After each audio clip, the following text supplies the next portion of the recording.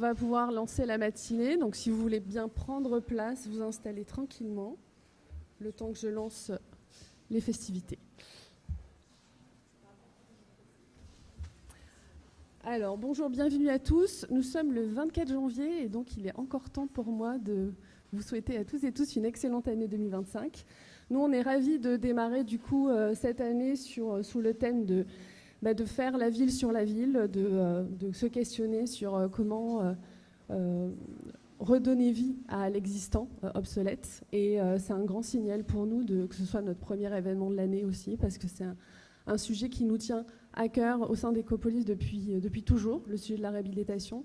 Vous voyez que le thème d'aujourd'hui, notre rendez-vous, ça s'appelle Réhabiliter. Donc c'est le 12e cycle réhabilité, donc ça fait 12 ans qu'on travaille là-dessus. Et le thème de la transformation du bâti obsolète vers une autre destination, c'est un sujet qui a été choisi l'année dernière lors d'un groupe de travail de partenaires et d'adhérents que nous avons réunis. C'est notre logique de fonctionnement, de travailler sur la thématique de ce cycle en réunissant nos pairs et d'essayer de voir les sujets prépondérants. Et donc, ce sujet de la transformation est celui où on s'est dit qu'il fallait qu'on puisse travailler dessus. Donc, c'est un événement inaugural, comme vous avez dû le voir dans l'invitation. Je vous préciserai tout à l'heure la suite en fait, qui sera donnée à ce premier rendez-vous. Mais sans plus attendre, je vais donner la parole en fait, à Véronique Pape, notre directrice. Et ensuite, ce sera... je t'invite à monter, viens. Cassiane Mariotti, qui est élue alors des architectes Île-de-France et qui se trouve être notre vice-présidente par ailleurs. Alors, merci Brigitte. Bonjour à tous et très très belle année 2025 à vous tous. Donc Brigitte l'a dit, Ecopolis s'intéresse à la rénovation depuis très très longtemps, depuis le début en fait. Et c'est vrai que c'est un pan très très important de notre action, nous qui sommes là pour informer, pour former, pour accompagner les professionnels franciliens, pour les aider à monter en compétences sur tous les sujets du bâtiment et de la ville durable. Donc la rénovation, pourquoi c'est important ? D'abord parce que tous les bâtiments qui seront là en 2050, ils sont quasiment tous déjà là. Et donc il va falloir s'occuper d'abord de les isoler, de les transformer pour qu'ils répondent aux attentes de demain. Et puis les attentes, c'est pas seulement ne plus avoir froid en hiver, c'est aussi ne plus avoir trop chaud en été et faire que notre ville reste habitable. Et ça, c'est pas un petit sujet. Donc la rénovation, c'est très important pour ça. C'est très important aussi parce que on a quand même maintenant globalement pris conscience du fait qu'on ne pouvait plus se permettre d'aller construire sur des zones qui étaient des zones perméables où l'eau peut s'infiltrer, où la biodiversité peut se développer, où la nature peut pousser, qu'on a besoin de préserver ce qu'on n'a pas encore démoli. Et donc ça veut dire qu'il y a une obligation absolument fondamentale de reconstruire la ville sur la ville. Voilà. Et dans cette reconstruction de la ville sur la ville, forcément il y a besoin d'être inventif, imaginatif et d'aller chercher, entre guillemets, dans la mine urbaine, les gisements de foncier qu'on ne peut plus se permettre d'aller chercher dans les campagnes ou dans les périphéries. Voilà. Donc aujourd'hui, on a cette matinée qui devrait nous permettre de faire un peu un tour d'horizon, de voir quels sont les gisements, quelles sont les méthodes, quelles sont les initiatives, les retours d'expérience, comment est-ce qu'on peut aller utiliser et exploiter des endroits dans les villes mieux pour répondre notamment à la crise majeure du logement qu'on traverse dans toute la France, mais principalement et de façon bien plus aiguë encore en région parisienne et dans Paris. Donc je laisse la place, j'en dis pas plus parce que vous avez des tas de gens très intéressants et plein de connaissances qui vont partager tout ça avec vous le long de toute cette matinée. Je passe la parole à notre vice-présidente, donc Cassiane Mariotti, qui représente à notre conseil d'administration l'Ordre des architectes d'Île-de-France. À toi, Cassiane. Merci Véronique. Donc bonjour à toutes et à tous et bienvenue au Récollet pour cette conférence inaugurale dont le thème est essentiel et à la fois pour Ecopolis, pour l'Ordre des architectes et pour nous tous. Comme l'a dit Véronique, on est dans la nécessité de reconstruire la ville sur la ville pour répondre aux défis actuels. Effectivement, les villes continuent d'évoluer alors qu'on doit compter sur des ressources limitées. Donc, on est dans la nécessité d'adapter nos pratiques, par exemple avec le réemploi des matériaux ou l'utilisation des biosourcés, mais aussi avec la réhabilitation qui s'impose aujourd'hui comme une alternative incontournable à la démolition systématique. Pour ce faire, les architectes ont un rôle central dans ces sujets, car au-delà de la conception, ils portent une vision au service de la transition durable, avec la prise en compte dès les prémices du projet des usages et des besoins et de la réversibilité possible des bâtiments. Ainsi, les architectes peuvent accompagner les maîtrises d'ouvrage et les collectivités dans leurs projets qui seront les plus ambitieux car les plus responsables. Aujourd'hui, l'important c'est de massifier la transformation du bâti. Nous avons besoin de systématiser les approches de transformation et de passer à une stratégie globale de réhabilitation. En effet, la réhabilitation est bien plus qu'une nécessité, c'est aussi une opportunité pour créer un lien durable avec nos environnements urbains. Comme l'a rappelé la présidente de l'Ordre des architectes d'Île-de-France mardi lors de la cérémonie des vœux, nous nous devons de réaccueillir la biodiversité et le vivant sous toutes ses formes dans nos villes et dans nos territoires. Et l'architecte, pour cela, doit jouer son rôle pivot pour mettre en synergie les pouvoirs publics, les professionnels et les citoyens et faire de la réhabilitation un réflexe collectif. Je n'en dirai pas plus et je laisse la parole à Brigitte. Merci. Merci à toutes les deux. Vous voyez la petite slide qui est affichée. Je vais vous préciser aussi que je vous disais en introduction qu'Ecopolis s'engage depuis toujours sur les sujets de la réhabilitation et la rénovation.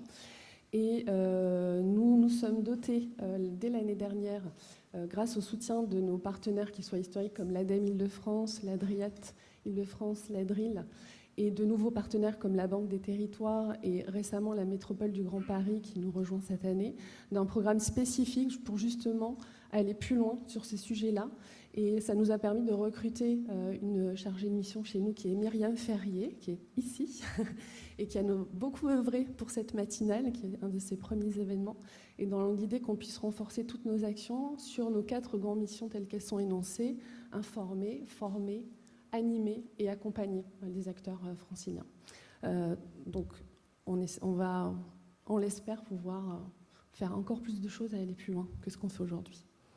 Donc je vous en parlais tout à l'heure, donc c'est notre premier rendez-vous ce matin, on est ensemble jusqu'à 13h. Il y aura une pause intermédiaire à la milieu de matinée, ne vous inquiétez pas, mais vous êtes libre aussi de vous lever et d'aller chercher du café et du thé quand vous le souhaitez, bien sûr. Et nous aurons à venir courant printemps 3 autres rendez-vous qui sont des formats petit déjeuner technique. On vous informera dès qu'on aura calé les dates pour tirer un petit peu le fil des problématiques qui seront posées ce matin, et sur des formats plus courts parce que ce sont des webinaires d'1 heure. Et vous aurez aussi des visites qui sont programmées. Je vous parlerai des actualités plus précisément à la fin de cette matinée. Donc voilà le déroulé, le programme que vous avez vu. Donc sans plus attendre, je vais faire venir sur scène Camille Batteux de l'ADEME Île-de-France, qui va nous parler d'un récit rétrospectif, c'est ça, 2050. C'est ça, moi je vais tenter de vous faire voyager.